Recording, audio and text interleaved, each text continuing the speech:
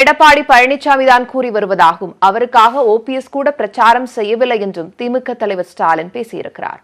அரியலூர் மற்றும் பெரம்பலூர் மாவட்ட திமுக பிரமுகர்கள் மற்றும் பொதுமக்களிடம் காணொலி வாயிலாக மு.க.ஸ்டாலின் தேர்தல் பரப்புரையில் ஈடுபட்டார். அப்போது பேசிய அவர், தமிழக மக்களின் கனவை நனவாக்க திமுக ஆட்சியை அமைக்க வேண்டும் என நிர்வாகிகளுக்கு வலியுறுத்தினார். அதிமுகவை உடைக்க பார்ப்பதாக முதல்வர் கூறிய குற்றச்சாட்டிற்கு பதிலளித்த ஸ்டாலின், அடுத்தவர்களின் பலவீனத்தில் குளிர்காயும் கட்சி திமுக இல்லை என்றார். எடப்பாடி பழனிசாமி முதலமைச்சர் வேட்பாளர் என ஓபிஎஸ் கூட பிரச்சாரம் செய்யவில்லை என்றும் ஸ்டாலின் விமர்சித்தார்.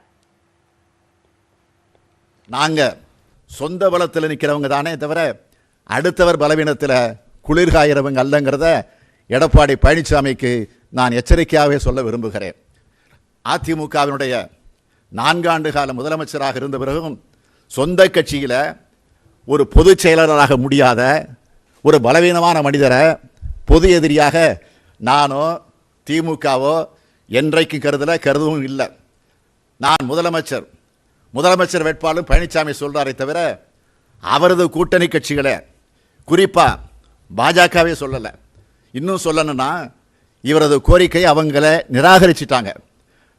பழனிசாமி முதலமைச்சர்னு பன்னீர்செல்வமும் பிரச்சாரம் செய்யல. இந்த சோகத்தை மறைக்க விலையில்லா கொரோனா தடுப்பூசி செலுத்துவதற்காக தமிழகத்தில் 2881 மையங்கள் தேர்வு செய்யப்பட்டிருப்பதாக சுகாதாரத்துறை அமைச்சர் விஜயபாஸ்கர் தெரிவித்திருக்கிறார். புத்தாண்டையொட்டி சென்னை ஓமந்தூரார் அரசு மருத்துவக் கல்லூரி மருத்துவமனையில் நள்ளிரவில் நடைபெற்ற நிகழ்ச்சியில் முகக்கவசம் அணிவது குறித்த விழிப்புணர்வு கையேட்டை முன்கள பணியாளர்களுக்கு சுகாதாரத்துறை அமைச்சர் விஜயபாஸ்கர் வழங்கினார். பிறகு செய்தியாளர்களிடம் பேசிய அவர், கொரோனா பரவல் தடுப்பு பணியில் உலக நாடுகளுக்கு தமிழகம் முன்மாதிரியாக இருப்பதாக பெருமிதம் தெரிவித்தார். தமிழகத்தில் கொரோனா தடுப்பூசி ஒத்திகை நாளை நடைபெற உள்ளதாகவும் இதற்காக 6 லட்சம் முன்கள பணியாளர்கள் அடையாளம் காணப்பட்டிருப்பதாகவும் குறிப்பிட்டார்.